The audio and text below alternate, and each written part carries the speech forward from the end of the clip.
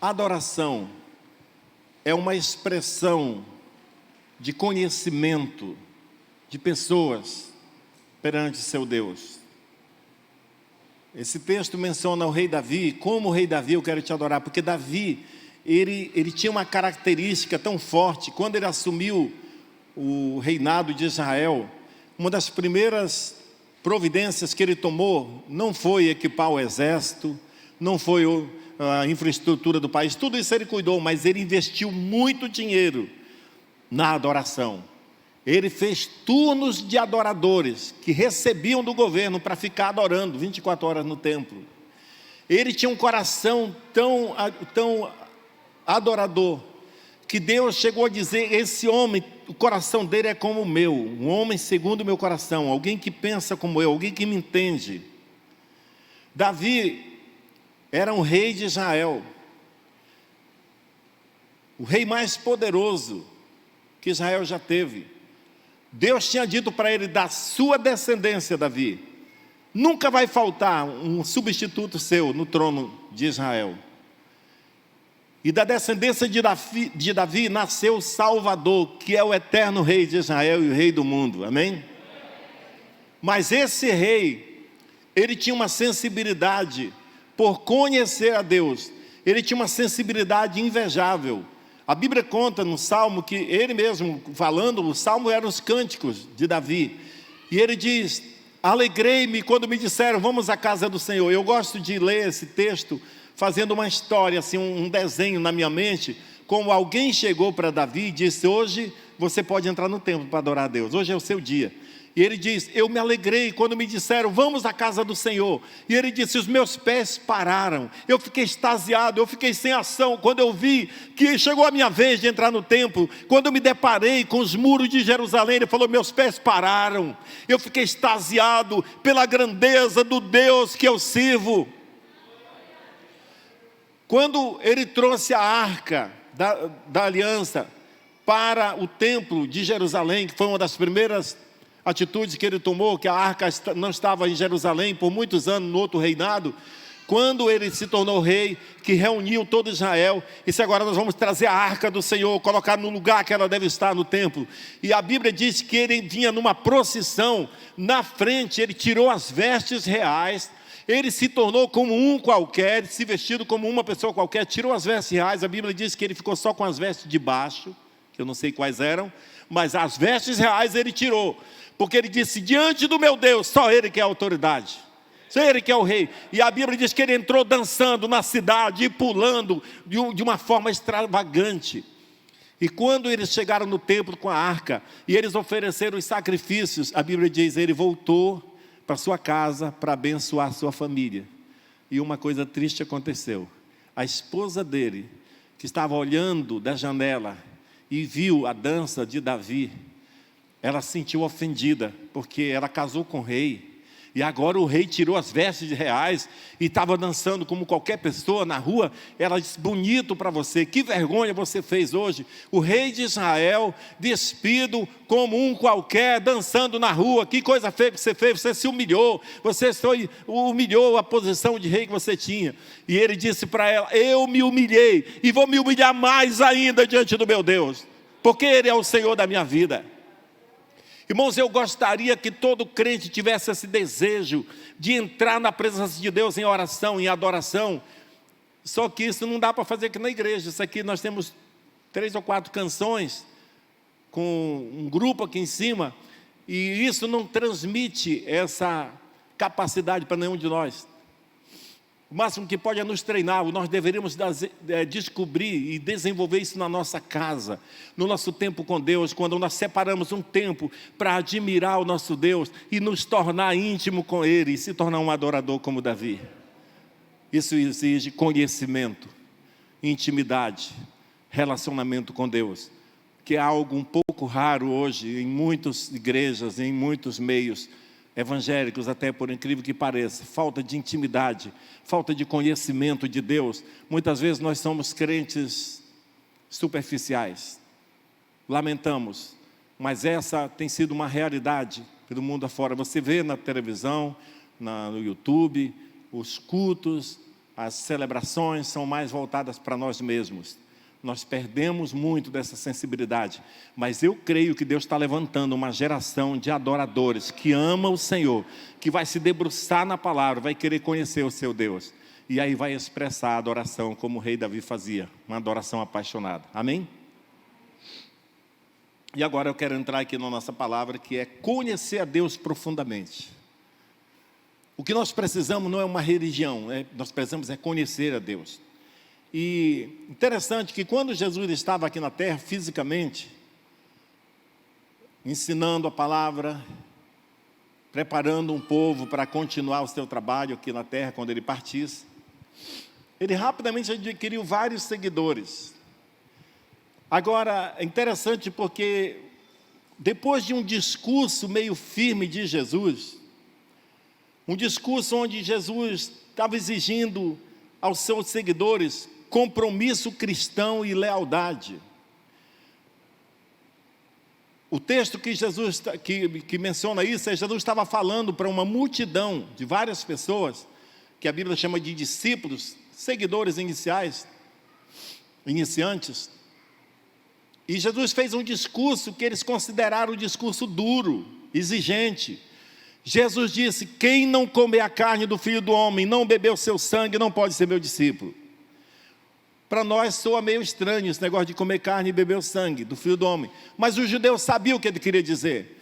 Porque eles sabem, todos sabem que nós nos tornamos aquilo que nós comemos. E Jesus estava dizendo: se vocês não se tornarem um comigo, se vocês não estiverem tão fechados comigo, ao ponto de pensar como eu penso, de tomar decisões baseado nos princípios e valores que eu tomo decisões, se vocês não forem um comigo, então, só para ser assistente, não vai poder ser. E a Bíblia diz que eles se levantaram e começaram a ir embora. E muitos, todos estavam ali, com exceção dos 12, todos levantaram e foram embora. Então é aqui que eu quero ler esse texto, a partir daqui, João capítulo 6, versículos 66 a 69. Você deve ler em casa os versículos anteriores, o capítulo inteiro, para você pegar todo o contexto. Mas eu quero pegar esse texto daqui para frente, por causa do tempo. Então, João capítulo 6, versículos 66 e 69, diz assim: muitos dos seus discípulos o abandonaram e já não andavam com ele. Deixa o telão aí, deixa fixo aí o versículo, nós vamos continuar daqui a pouco. Mas ele diz que muitos dos seus discípulos o abandonaram e já não andavam com ele. Agora, muitos desses primeiros seguidores não eram discípulos genuínos, porque senão não tinham deixado, não tinham ido embora. Eles eram seguidores, provavelmente seguidores ocasionais, gente que estava atrás de benefício, pessoas que estavam na igreja de Jesus enquanto fosse conveniente para eles, gente que esperava receber os benefícios de Jesus, por exemplo, cura. Se alguém tivesse uma dor de barriga lá, chama Jesus, está com dor de barriga, ele orava, curava. Se estava com fome, não tem alimento, Jesus multiplicava, o pouco que tinha dava para todo mundo. Então eles estavam seguindo por essa causa. Quando foi exigido um compromisso de lealdade e fidelidade cristã, eles saíram fora. E Jesus olhou para os 12 e disse: se vocês, olha aqui o texto, continua dizendo o seguinte: então Jesus perguntou aos 12, será que vocês também não querem se retirar? Simão Pedro respondeu: Senhor, para quem iremos? O Senhor tem as palavras da vida eterna, e nós temos crido e conhecido que Tu és o Santo de Deus. Para quem iremos? Foi a pergunta de Pedro. Isso sugere corretamente que Pedro reconhecia que não existe nenhum outro mestre que pudesse conduzir as pessoas para Deus, para o reino de Deus, para a vida eterna. Pedro disse: não existe uma outra opção. O Senhor é o único que tem as palavras de vida eterna. E nós temos crido e conhecido que Tu és o Santo de Deus. Sabe, irmãos, para mim, o que fez com que Pedro e os outros discípulos permanecessem firmes com Deus, não foi apenas o fato de crer, mas foi o conhecer. Ele disse: nós temos crido e conhecido que Tu és o Santo de Deus. Sabe, muitos crentes facilmente saem da igreja porque não conhecem o Deus que eles seguem. Muitos crentes são frágeis na sua fé, porque eles estão apenas participando de um movimento e não estão se aliançando com Deus ao ponto de se tornar um com eles. E quando as coisas são mais exigidas, eles saem fora, eles vão procurar outro local, onde a porta foi mais larga, onde tenha menos exigência. Mas no reino de Deus é composto de pessoas que têm fibra moral, que estão dispostas a receber Jesus como Senhor e não apenas como Salvador. Amém? Senhor é aquele que tem autoridade sobre a nossa vida. Até que ponto você está aliançado com Deus a ponto de ter prejuízos e dizer, não tenho outra saída, não vejo outra saída, a não ser continuar debaixo do senhorio de Jesus. Conhecer a Deus profundamente é fundamental na vida cristã. Nos torna seguros em nossa fé. Se você não tiver conhecimento de Deus, você tem uma fé frágil. Que por qualquer circunstância, quando a mulher te trata mal, você segue o caminho de todos os outros, vai divorciar, não quero mais. Se as coisas ficarem difíceis financeiramente, você vai se corromper ou corromper os outros. Porque quando vem as circunstâncias, você não tem firmeza de fé.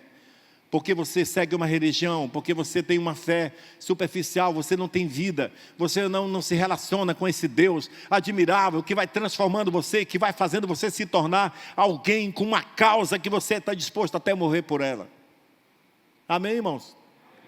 Não estou dizendo que vocês são assim, eu estou dizendo que esse é o caminho. Nós temos que crescer, mudar de nível. Nós não podemos entrar ano e sair ano e ter o mesmo nível espiritual, superficialzinho, só, sabe, se todo mundo viesse para a igreja só porque é bom, a igreja é legal, criar os filhos na igreja, consagra os filhos, acompanha, que legal, é uma boa causa, você está mantendo sua família unida, está livre de você se envolver em coisas mais complicadas, e está tudo bem, mas isso não basta, ser crente nesse nível não basta, nós temos que crescer, que avançar, desejar mais. Tem mais para nós. Então, o conhecimento de Deus é vital para a nossa fé ser firme. Pedro não via outra alternativa fora Jesus. Ele diz, só o Senhor tem as palavras de vida eterna. Nós temos crido e conhecido que Tu és o Santo de Deus. Pedro demonstra aqui um conhecimento, irmãos, uma revelação admirável. Lembra quando, alguns domingos atrás, nós pregamos aqui, que Jesus perguntou, quem as pessoas estão dizendo que eu sou? E eles disseram, uns dizem que tu é Elias, outros dizem que tu é Jeremias, ou algum dos profetas. E Jesus olhou para os 12 e disse, e vocês? Quem vocês dizem que eu sou? Quem foi que falou? Que respondeu? Pedro. Pedro disse, tu és o Cristo, o Filho do Deus vivo. E o que Jesus disse para ele? Pedro, isso tu não aprendeu na escola, nem foi conhecimento teológico, nem intelectual somente. Não, Pedro, esse conhecimento não é natural. Foi Deus que te revelou. Você recebeu essa revelação de Deus. Você é alguém com profundidade. Você conheceu a Deus, porque você identificou em mim quem eu sou. Eu estou aqui como ser humano, mas você identificou em mim aquilo que está lá dentro, a essência.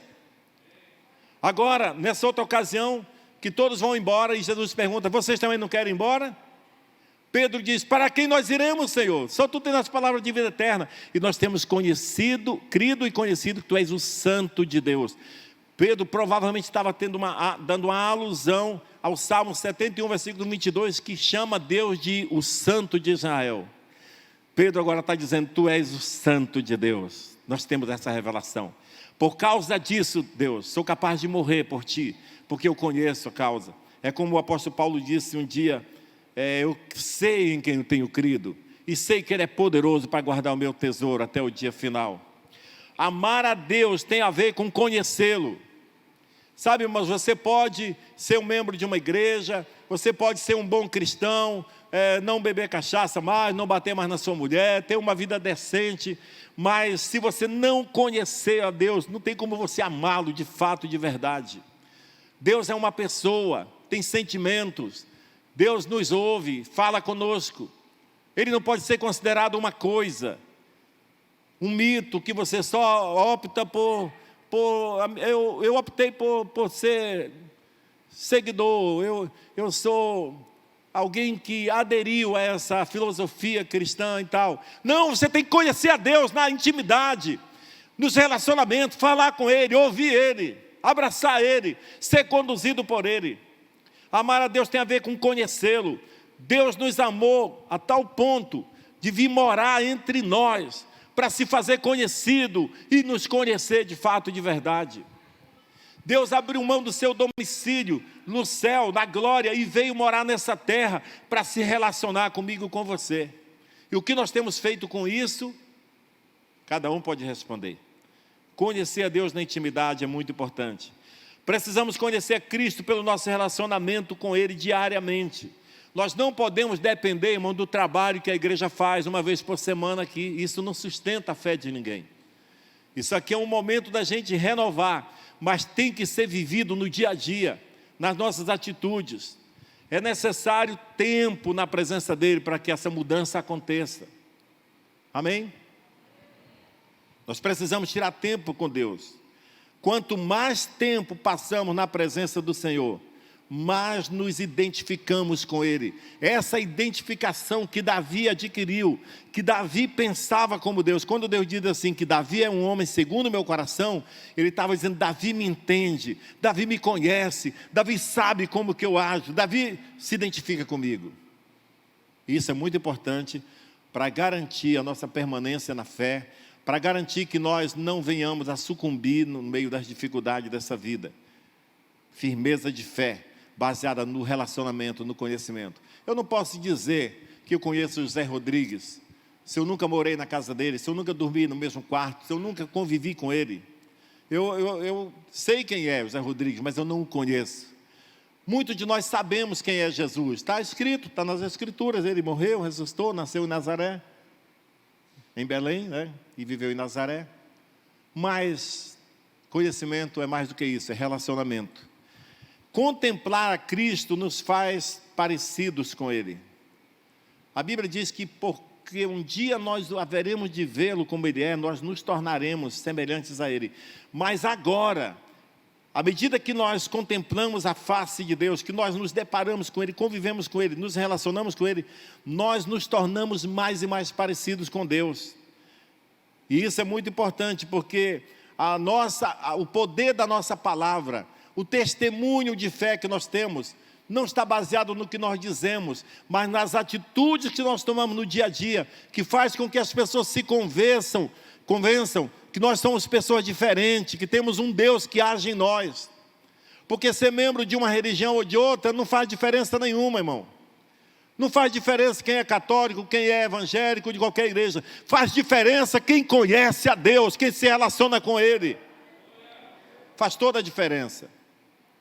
Nós temos que experimentar o privilégio de nos relacionar com Deus de forma específica.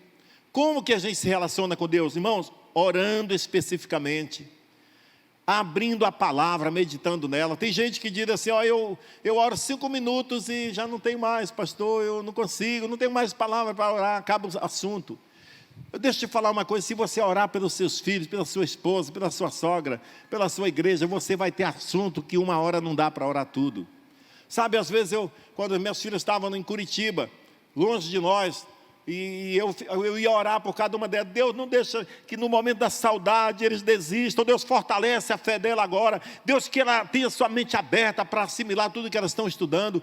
Deus que elas tenham o seu caminho firmado em Deus, que elas nunca se separem do Senhor, que elas nunca sejam assaltadas, que elas nunca passem necessidades, que elas nunca percam a fé. Deus que elas consigam um casamento saudável, que Deus mande um varão cheio do Espírito Santo e de dinheiro para elas se casarem e ter filhos e uma família abençoada.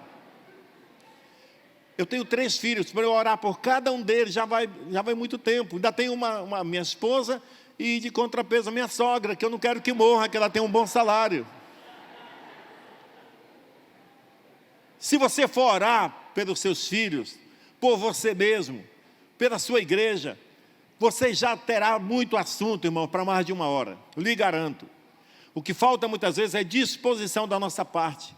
Nós precisamos orar especificamente, nós precisamos abrir a palavra, esquadrinhar as Escrituras, para encontrar nelas os tesouros que estão implícitos aqui. A Bíblia Sagrada é viva, Você pode já ter lido, estudado ela toda, mas cada vez que você vai ler de novo, Deus tem uma mensagem para você, que vai de encontro à sua necessidade daquele dia.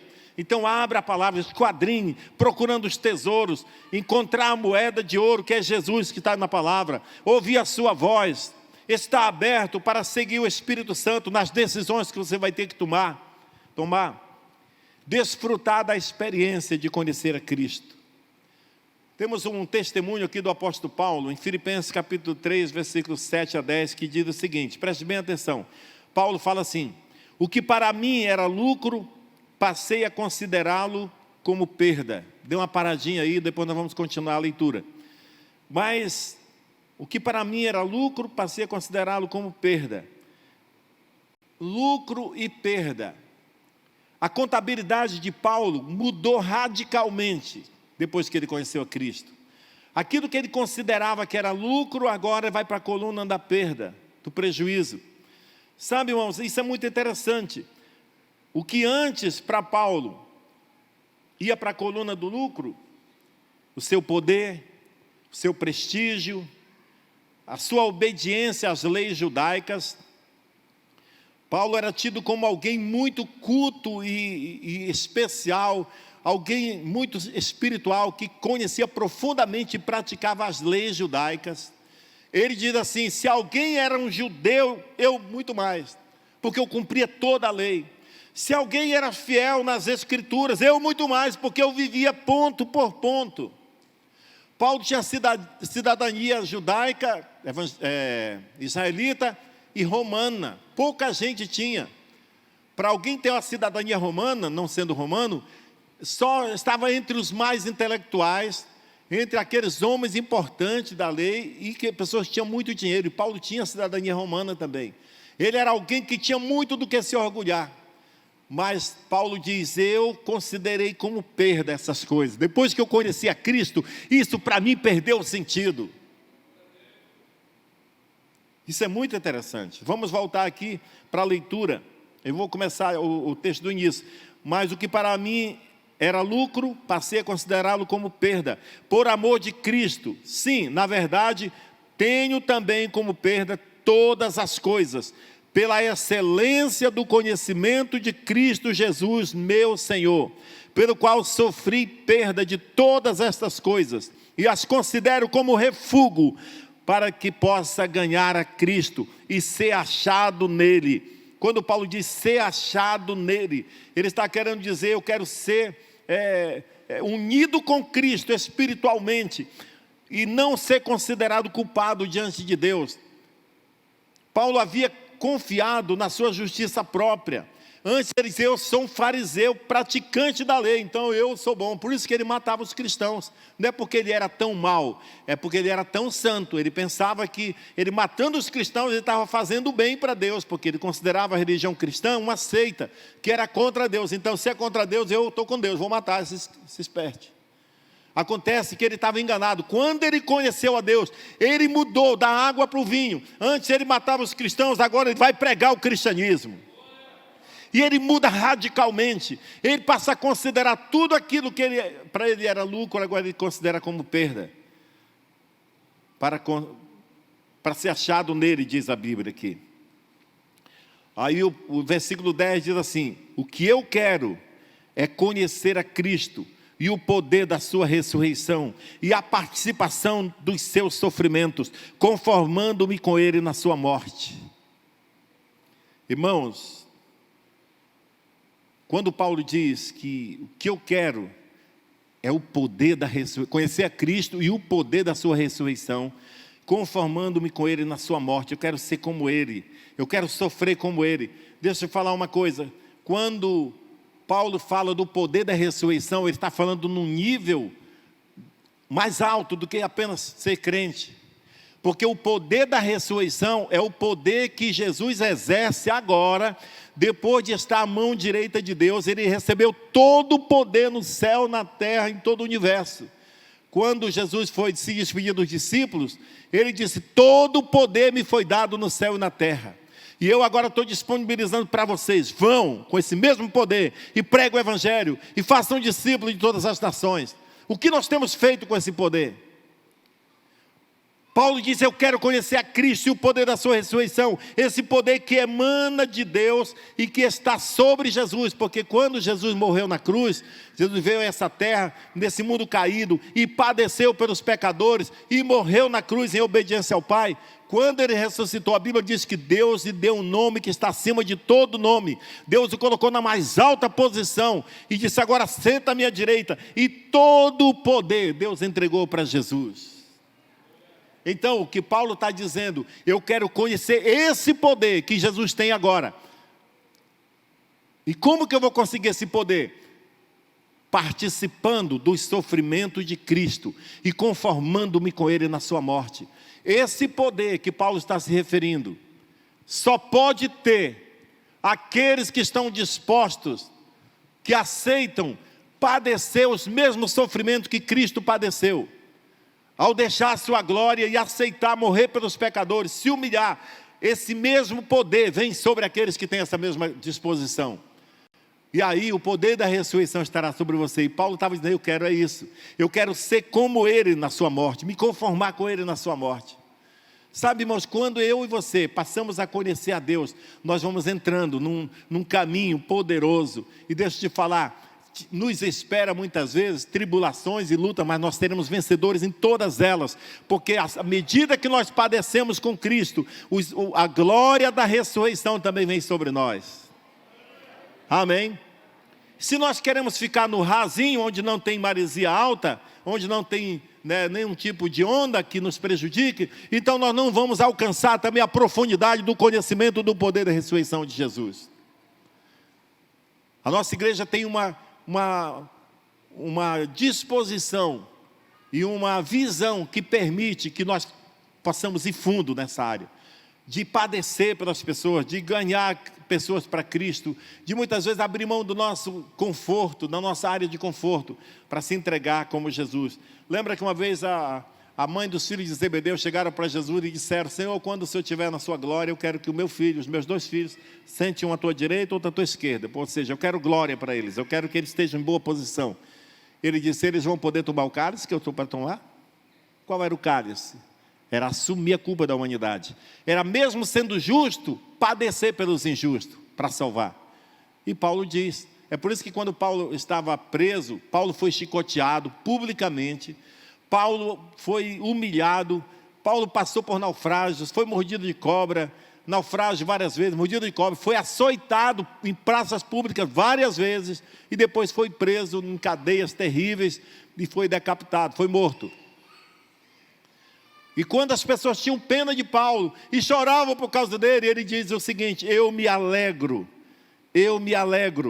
olha o que diz aqui, agora me alegro nos meus sofrimentos, por vocês, e preencho o que resta das aflições de Cristo na minha carne, a favor do seu corpo, que é a igreja. Ele diz, gente, esse sofrimento não me causa tristeza, nem angústia, esse sofrimento me causa alegria, porque eu estou me tornando um com Cristo, assim como eu desejei, queria conhecer a Cristo, o seu poder total, e isso passaria por tribulações, então eu estou passando por essa tribulação, eu sei que a glória também virá depois, a glória da ressurreição. Chega de ser crente superficial, que se alguém fizer cara feia, sai da igreja. Meu Deus, nós precisamos crescer, avançar, mudar de nível. Nós já temos um tempinho, nós precisamos crescer. Nós não podemos mais ser como crianças. A maior parte dos crentes, talvez não a maior parte, eu vou tirar essa maior parte. Eu errei quando eu digitei, porque eu vou falar da maioria do tempo. Então eu botei a maior parte aqui, mas eu vou colocar uma parte muito grande. Um grande número de crentes passa a maior parte do tempo se divertindo. É ou não é? É ou não é? Quem hoje em dia aceita sofrer pela causa de Cristo? Ah, não, nós somos o centro. Ah, para isso existe toda a tecnologia para me dar facilidades, para me dar prazer. Até comer, nós comemos por prazer, a gente não come para ser. Por isso que a gente fica gordinho assim, depois quer fazer academia, quer fazer cirurgia e não sei o que mais. Porque nós passamos parte da nossa vida se divertindo. Sabe, se você vai entrar na igreja e você percebe que tem regras e limites, você não quer ficar, você quer ficar num lugar que não tenha isso. Pois eu quero lhe dizer que a Bíblia diz que a porta do reino dos céus é estreita, o caminho é apertado, e só permanece nele aqueles que têm fibra moral, que escolheram, que tiveram revelação, que conheceram a Cristo. Irmão, se nós não crescermos em conhecimento de Cristo, sabe o que nos espera? O destino de todos os outros, sair fora também. Quando vier as pressões, nós pulamos fora. Infelizmente é isso, não posso enganar vocês. E a Bíblia diz que todos quantos quiserem ter vida piedosa serão perseguidos. Então, se você está passando por tribulação grande, você deve se alegrar. Quando Paulo percebeu que meu Deus, eu vou morrer pela causa que eu estou defendendo, eu estou no caminho de Cristo. Meu Deus, aquela glória que eu desejei, aquele poder da ressurreição que eu disse, eu quero ser como Cristo, eu estou sendo, eu vou morrer como Cristo. Então, eu já sei, eu alcancei o topo que eu desejava. Porque se você está vivendo uma vida tranquilazinha, que não tem nenhuma perturbaçãozinha, é melhor olhar bem se você está bem no caminho de Cristo. Sabe por quê? Porque muitos foram ensinados que ser crente é ser feliz. Parece que Deus existe para nos fazer felizes. Não é, irmãos. Não é assim. Ele é o centro, Ele é o poderoso, Ele é o Criador, e Ele morreu pelos pecadores. Agora, quando Ele encontra alguém que aceita esse desafio, Ele vai investir na sua vida também. Deixa eu te falar, por causa da atitude de Jesus, de padecer pelos pecadores, em obediência ao Pai, a Bíblia diz que Deus lhe deu um nome que está acima de todo nome, para que ao nome de Jesus se dobre todo o joelho, no céu, na terra e debaixo da terra, e toda língua confesse que Jesus Cristo é o Senhor, para a glória de Deus Pai. Quando pessoas decidem trilhar por esse caminho da humilhação diante de Deus, de falar como Davi, eu sou rei, mas isso não é o mais importante. O mais importante é que na presença do meu Deus, só Ele que é o poderoso, só Ele que deve ser honrado. E você se humilha por causa disso, você deixa que as pessoas te humilhem por causa disso, saiba que também Deus vai te dar uma autoridade. Paulo disse, eu quero isso. E aí, quando você começar a pregar o Evangelho, as pessoas vão se render, porque os demônios vão se render diante de você, por causa do poder que você representa, o poder de Deus na sua vida. Tornar parecido com Jesus tem a ver com você se relacionar. Quando a gente fica muito tempo com alguém, convivendo com ela, as nossas ações começam a aparecer. Tem umas coisas lá em casa que de vez em quando a gente fica brincando, que a Miriam diz, olha, igualzinho eu antigamente. Quando nos casamos, tinha coisa que a Miriam detestava comer, e eu gostava, eu passei depois não gostar mais. Tinha coisa que eu gostava e ela não, daqui a pouco, ou ela passou a gostar, ou então eu desgostei. Mas a gente vai se tornando parecido. E eu estava falando aqui no outro culto, assim, uma ideiazinha aqui minha, que não está na Bíblia não, mas se você todo dia tirasse 1 hora, das 24 que você tem, 1 hora, para ler a Bíblia, mas não apenas ler assim, o texto, mas você esquadrinhar a palavra de Deus, querendo conhecer mais, você ia ver a diferença. Sabe, eu falei o seguinte, se você tirasse 1 hora, todos os dias, sem falhar, para orar, para ouvir Deus, porque muita gente pensa que orar é só falar, mas você tem que ouvir Deus. Fala comigo, Senhor. Eu desejo, Paulo diz assim, eu desejo conhecer a Cristo. Orar, falando com Deus e ouvindo Deus, adorando o Senhor, tendo um tempo de adoração, meditando na sua palavra, querendo entender mesmo. Eu lhe garanto, se você tirar 1 hora todos os dias para fazer isso, você vai se tornar uma pessoa parecida com Jesus nas suas ações. Quando aconteceu uma situação, a sua reação, as pessoas de fora vão olhar e vão dizer, meu Deus, essa reação dele não é normal, não era esperado. O cara fez o mal e ele pagou com o bem. Quem é que faz isso hoje? Elas vão olhar na Bíblia, Jesus era assim. Ele agiu igual a Jesus. Então, 1 hora por dia poderá te fazer uma pessoa parecida com Jesus. E se você conseguisse tirar todos os dias 2 horas, porque você vai aumentando de 1 para 1h30 depois, 2 horas por dia, para meditar na palavra, para orar, para adorar a Deus, para ouvir Deus, você ia ficar muito parecido com Jesus.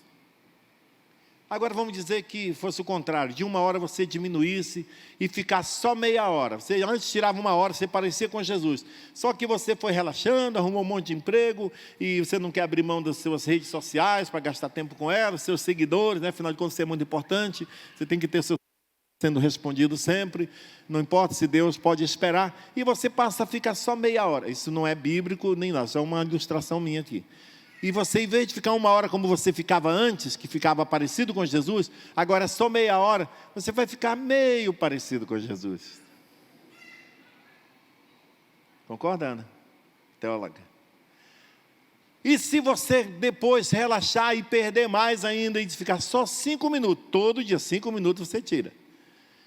É bem possível que a gente, com um microscópio, a gente consiga encontrar em você algum traçozinho que dê para identificar. Isso aqui eu acho que era de Jesus, parecido com Jesus.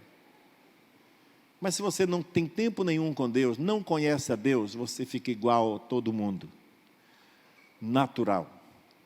É natural quando a mulher trai o homem separar? É natural, vai, arranja outra. E vice-versa. Mas Jesus perdoava. Jesus perdoa. Jesus ama. Jesus age diferente. A Bíblia diz: os meus pensamentos não são os pensamentos de vocês. Os meus caminhos são mais altos do que os seus caminhos. Nós precisamos conhecer o nosso Deus, irmãos. Nós não temos tempo para Cristo, sabe? Isso significa uma decadência terrível dessa geração. Pessoas que são ocupadas com diversões, com seus interesses. Parece que nós somos a prioridade. E não está certo. Deus é a prioridade. Nós devemos consultar a Deus em tudo. Paulo diz: o que eu quero é conhecer a Cristo, me tornar como Ele. Passei a considerar tudo como... Quando Paulo diz assim, passei a considerar tudo como perda pelo conhecimento de Cristo, Paulo não está falando aqui de considerar o pecado um esterco, uma coisa ruim, porque essa parte ele já tinha passado. Quando ele decidiu seguir Jesus, ele já abandonou aquela vida de pecado que ele tinha. Quando ele diz, eu passei a considerar tudo como perda, ele está falando de coisas boas que ele tinha. Prestígio, dinheiro, descanso, hotel bom para ficar, lugares, os melhores lugares onde ele chegava, porque era reconhecido. Ele fala, eu considero tudo isso como perda diante de Deus.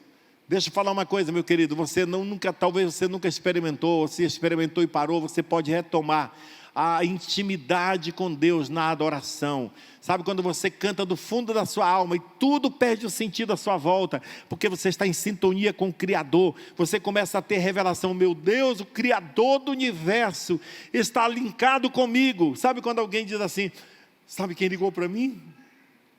Sabe quem ligou para mim? Aquele famosão, você ficaria extasiado.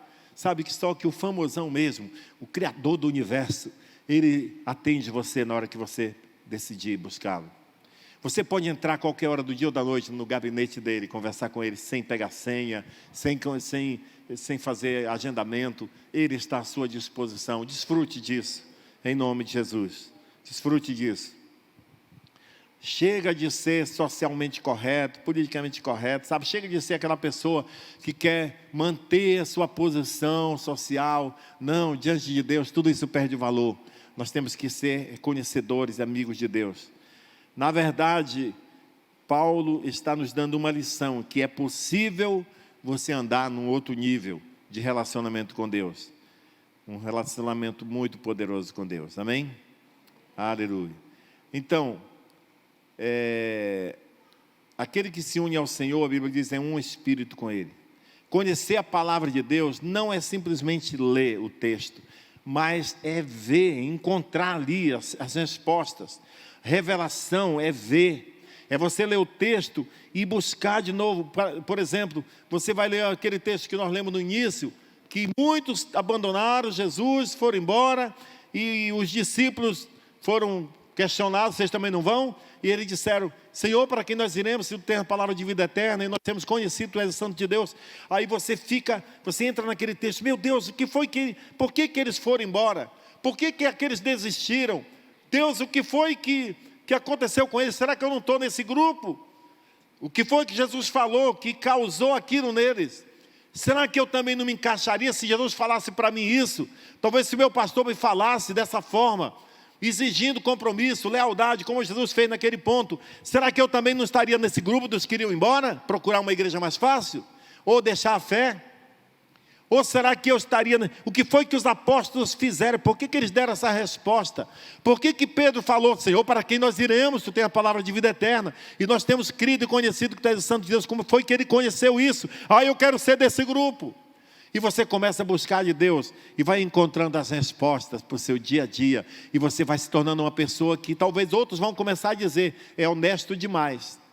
Talvez eles vão te recusar em alguns ambientes, isso é normal. Se você estiver sendo muito bem tratado num ambiente onde só há falsidade e injustiça e corrupção e desonestidade, então cuidado se você é crente mesmo. Cuidado se você nasceu de novo mesmo. Porque se você for uma pessoa que segue a palavra de Deus, tem intimidade, conhece a Deus, você não precisa se afastar deles. Mas é óbvio que muitos deles vão se afastar, vão dizer, ei, para, ele não pode ser do nosso grupo porque não combina. O que nós aprovamos, ele não aprova. Nós já vimos que a vida dele é diferente. Só que eles podem se afastar, mas no dia da calamidade, pensem de quem eles vão lembrar. Eu conheço alguém que saberia as respostas para isso. Eu vou lá atrás dele. E você estará pronto para ouvi-lo e para inseri-lo no corpo de Cristo. Amém? Irmãos, eu sonho com uma igreja. Quando eu falo, eu admiro demais você. Essa igreja que para mim é a melhor que existe. Embora não exista a igreja melhor. Todas as igrejas são iguais, servem a Deus, cada uma do seu jeito. Mas eu tenho grande admiração e orgulho de ser dessa igreja. Eu jamais seria de outra. Sabe, Deus me colocou na igreja maravilhosa. Mas eu estou falando, todas as igrejas da cidade, todos os crentes da cidade, se começássemos a trilhar por esse caminho da intimidade com Deus, nós íamos ver a revolução que a igreja faria na cultura do Estado, do país e do mundo. Nós iríamos ver o avivamento de Deus chegando, a ação de Deus acontecendo, porque mais pessoas estariam expressando a imagem de Deus, o perfume de Deus sendo espalhado na cidade. E infelizmente, a gente ainda passa vergonha de dizer, pessoas falar para a gente, não, para ser crente como fulano de tal que eu conheço lá na sua igreja, eu não quero ser nunca. Infelizmente, eu não sei o que Deus vai fazer com isso, com cada pessoa que tem sido uma pedra de tropeço. Eu sei que enquanto a vida há esperança, enquanto você está na igreja, Deus está te dando uma oportunidade e Ele está interessado em fazer você melhorar e crescer e se tornar uma diferença para esse mundo, uma imagem de Cristo nessa terra. Essa é a vontade de Deus. Eu louvo a Deus porque vocês estão aqui fiéis, porque vocês farão com que o reino de Deus se expresse no seu trabalho, na sua escola, onde você estiver. E Deus vai ser glorificado com isso, amém? Eu quero fazer uma oração pedindo a Deus uma coisa que eu sei que não acontece. Eu gostaria de pedir a Deus, Deus traga agora na mente de cada um e no coração uma unção que vai fazer todo mundo vai se tornar obediente, amoroso e leal a Deus. Mas isso não acontece assim. Mas eu quero pedir a Deus que abra seus olhos espirituais e os meus também, para a gente crescer mais, para a gente desejar mais, para a gente ver o que está à nossa frente, o que Deus tem preparado para a gente, e agarrar isso com toda a força, e se tornar íntimo dele. E como diz Paulo, que o que eu quero mesmo é conhecer a Cristo, e o poder da sua ressurreição, conformando-me com ele na sua morte, sendo como ele nos seus sofrimentos, para que eu possa desfrutar do poder da ressurreição de Cristo, para a glória de Deus, amém? Vamos ficar em pé. Eu quero orar com vocês. Eu quero orar com você. Eu aconselho você chegar em casa, tirar um tempo com Deus, analisar a sua vida, como está a minha intimidade com Deus. E aí Deus vai te dar a direção. Se você só fizer esse passo, Ele mesmo já vai começar a dar o caminho para você. É igual, né, os meios eletrônicos que nós temos, que você entra e Ele vai te dando o próximo passo. Clique aqui para ter isso, clique ali para obter aquilo outro. Sabe, quando você entra, Deus é mais sábio do que os cientistas. Deus, quando você mostra interesse, Ele te dá o próximo passo. E você chega lá, Ele te dá mais um passo. E você vai de glória em glória, até chegarmos à perfeição em Deus. Amém? Pai, em nome de Jesus, eu oro por essa igreja. O Senhor sabe que eu oro com confiança, que eu sei que os irmãos que estão aqui, eles desejam avançar nisso. Mas a sociedade de hoje, meu Deus, impõe muitas vezes um padrão que não é aquilo que nós mesmos gostaríamos. Mas eu oro que o Senhor dê clareza no coração dos irmãos, na mente deles, para entenderem, e para mim também, sempre estar bem atento àquilo que o Senhor quer de mim em cada momento da minha vida, para que eu não venha a ser naufragado nessa onda de diversões que o mundo oferece e perca o foco das coisas espirituais. Não, Senhor, eu quero estar focado em Ti. Eu oro que cada um dos meus irmãos também comece a se focar em Deus, olhando para o alto, para o autor e consumador da sua fé, aquele que vai um dia nos receber e nos entregar a coroa da vida. Tua palavra diz que o Senhor breve virá e trará uma coroa para todos quantos amam a sua vinda. Que nós não percamos jamais o foco da intimidade pelo Senhor, em nome de Jesus. Diga amém. Assim seja, assim será.